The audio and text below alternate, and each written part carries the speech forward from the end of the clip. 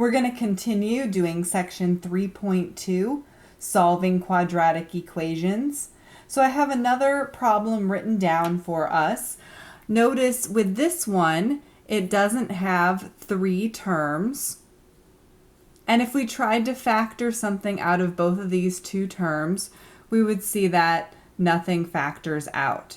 Well, we can also use the square root property to solve quadratic equations. If you have a problem that just has a variable squared, or maybe it's a quantity squared, and there's no other variables in the problem, then you can use the square root property. What you would want to do first is get that squared part by itself first. So we'll get x squared by itself first. We'll add 13.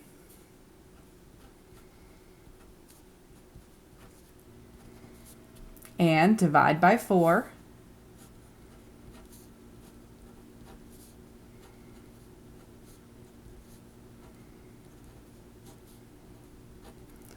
And then to get rid of the square, we would take the square root.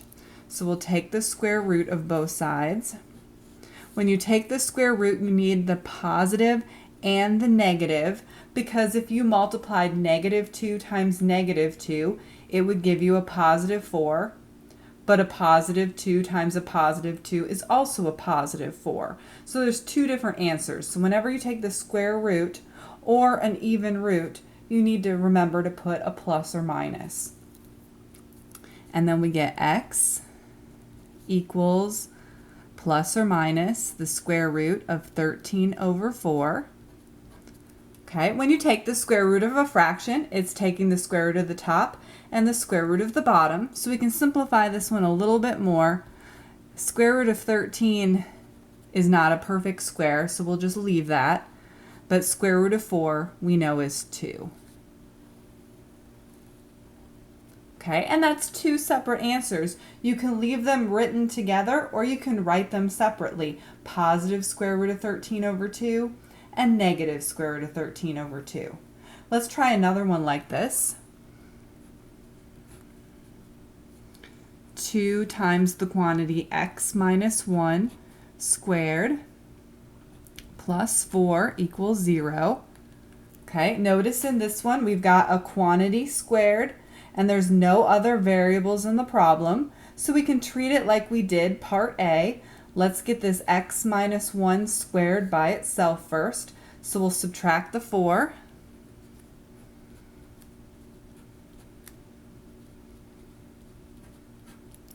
And divide by 2.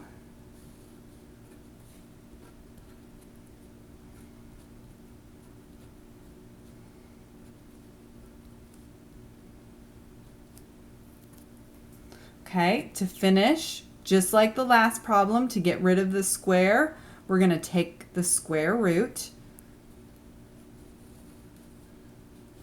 And we need to remember to put our plus or minus. So we've got x minus 1 equals plus or minus the square root of -2. Okay, well there's a couple more steps to finish this one up. First of all, get x by itself, so let's add 1 to both sides. And when I've got this plus or minus, I like to put that adding 1 in front of the plus or minus just because it looks nicer and there's no mistake. It's not written underneath the square root. Okay, so it just looks nicer. It's just a preference. And then also we can simplify this radical here. If you have a negative number under an even root, that's an imaginary number. Well, we can write that with an I. That negative can be taken out and written as an I. So let's see, we'll have x equals 1 plus or minus I square root of 2. Okay, and again, you can write your answers separately or you can leave them written together like I have here.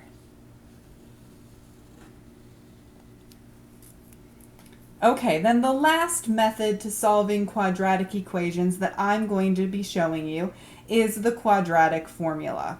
Okay, and the quadratic formula you can use with any of the problems that we've done so far. It will get you the correct answer. Most of the time, people like to check to see if it's factorable because it's faster or it just takes up less space on the paper. But it's up to you. If you enjoy the quadratic formula, you can use it with any of the problems. Let's first write down our ax squared plus bx plus c equals 0. When you're using the quadratic formula, you want to get your quadratic equation in this form so you can locate your a, your b, and your c. And then we'll plug it into the formula. X equals negative b plus or minus the square root of b squared minus 4ac all over 2a. Let's try a couple examples. So part C, I've got x squared minus 6x plus 1 equals 0. Okay, first of all, make sure it's set equal to 0, which we already have one side equal to 0 in this problem. I like to, maybe double check to see if I could factor it, especially this one only has a 1 in front, so that means the sum is our negative 6 and the product is our 1. Well, what two numbers can I multiply and get 1? When I add them, I get negative 6. There's nothing, okay? So we know we do have to use the quadratic formula for this one. Well, my a is in front of the x squared, so the a is 1. The b is negative 6. And the c is the constant, so 1. And we can plug it into our formula. So we've got x equals negative, okay, well, b, so negative 6. You could write a positive 6 right there automatically. I'll just write that in the next step. Plus or minus the square root of b, so negative 6 squared, minus 4 times my a, which was 1, times the c, which was 1. All over 2a, and the a was 1.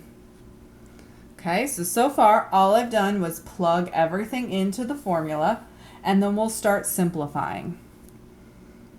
So I've got 6 plus or minus the square root.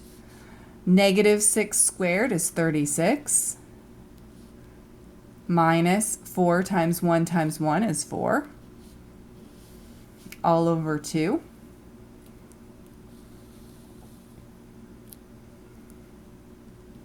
Six plus or minus the square root of 32 all over 2.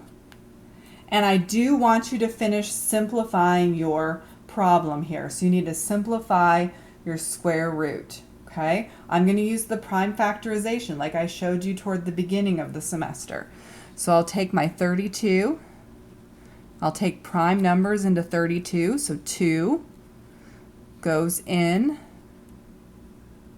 16 times, 2 goes into that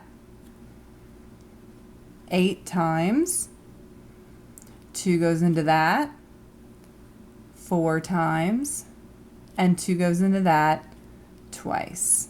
Okay, and remember, you're circling pairs. So I've got a pair of 2's, I've got another pair of 2's. When you've got two pairs, you multiply them together, so 2 times 2 gives me 4, so I'm going to take 4 out. And then remember, whatever's left over, multiply them back together and get the number underneath. There's only one number left over here though, 2, so that's all that goes underneath. And then you can finish simplifying. We do see that 2 goes into all 3 of these numbers, so we can take a 2 out. So we get 3 plus or minus 2 square root of 2 all over 1, which we don't need to write. So we've got 3 plus or minus 2 square root of 2 for our answer. Let's do another one like this.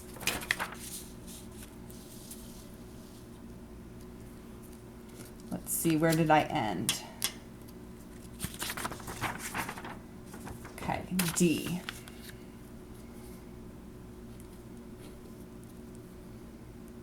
I've got negative 3x squared minus 2x plus 4 equals 0.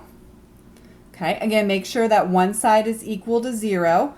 We already have that in this one, so we're good to go. Let's go ahead and label our A, B, and C. A is negative 3. B is negative 2. C is 4. And we can plug everything into our formula. So we've got x equals negative b. Well, it'll be negative negative 2. So I'm going to go ahead and just write 2 this time.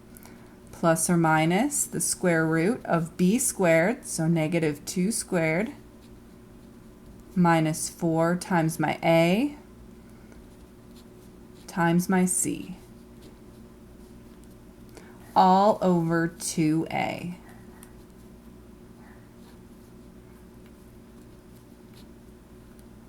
And we'll start simplifying. So we've got 2 plus or minus the square root of 4. And there's a negative times a negative, so that'll give me a positive 12 times 4.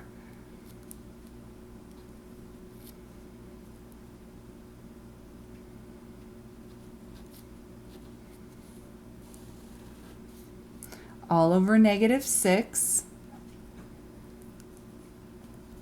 And then just finish adding those together. So 2 plus or minus the square root of 52 all over negative 6. And we'll simplify it just like the last problem. So I'm going to take the prime factorization of 52. So 2 goes into that 26 times. 2 goes into that 13 times. Oh, and 13 is a prime number, so that's where we can stop. So there's just a pair of 2's in this one, so we can take a 2 out. And there's just a 13 left over. And finally, we can simplify. We can take a 2 out, so we get 1 plus or minus the square root of 13 all over negative 3. And you can leave it like that. Some books don't like you to leave the negative on the bottom of a fraction, so they move it up to the top. Technically, when you move it up to the top, you need to multiply it times all of the terms on top. But this term already has a plus and a minus, so you really don't need to do anything with that one. You can just move the negative up to the top there.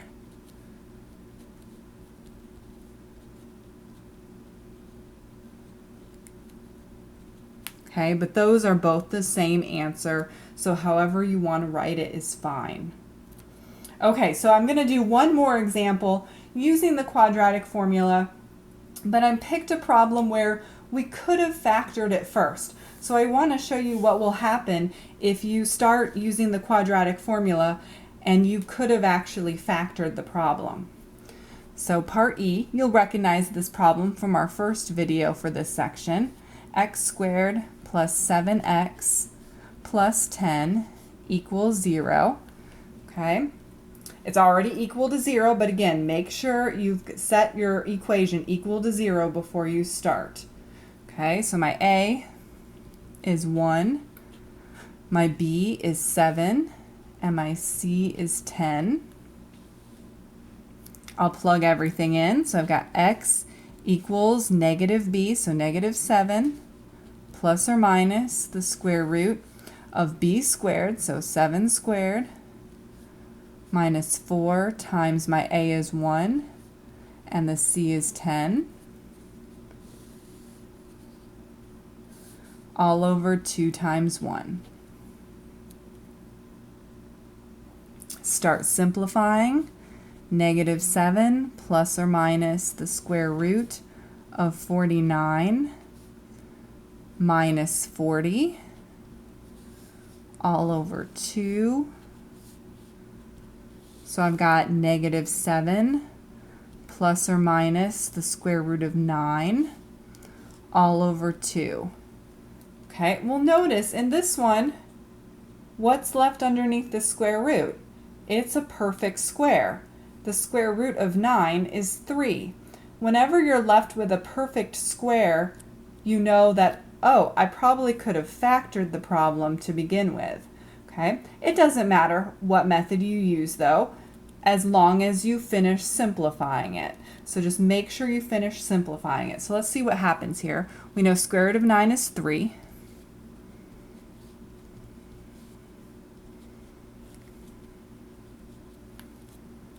Well, we've got two different answers because we've got a positive and a minus here. So we've got negative 7 plus 3 over 2, and we've got negative 7 minus 3 over 2. So this one's going to give us a negative 4 over 2, which is negative 2. And this one's going to give us a negative 10 over 2.